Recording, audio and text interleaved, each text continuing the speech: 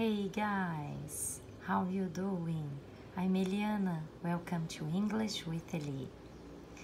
Hoje eu resolvi falar com vocês sobre um assunto que causa muita dificuldade para quem está aprendendo inglês, que é a diferença entre o little e o few, o a little e o a few.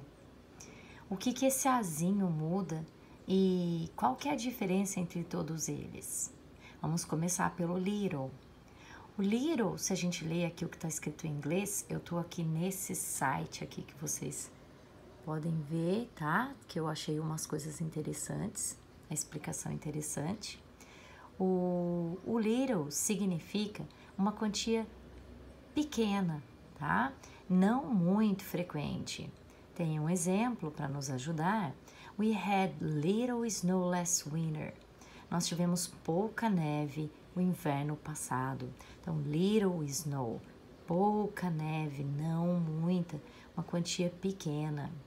Já o few, ele também tem a mesma intenção, o mesmo significado, de não muito, de pouco, tá?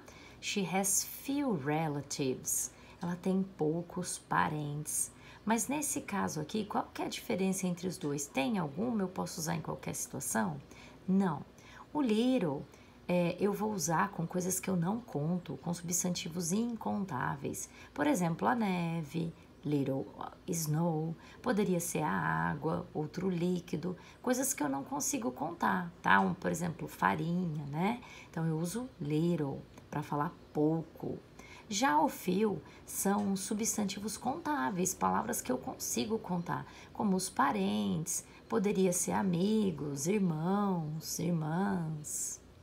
E o a little e o a few? O que muda nesse caso aqui? O a little, o azinho, o que ele faz, né? A mudança que acontece com ele. O a little ainda continua com o significado de pouco, de quantidade pequena. Mas existe uma quantidade, existe um pouco. E esse pouco é o suficiente para se fazer alguma coisa. Exemplo, I have a little money, maybe we can go for shopping. Eu tenho um pouco de dinheiro, talvez nós possamos ir fazer compras. Então, a little money, eu tenho um pouco, não é muito, mas é o suficiente para nós fazermos compras. E o a few? O a few tem o mesmo significado que o a little, não muito, mas um pouco, suficiente.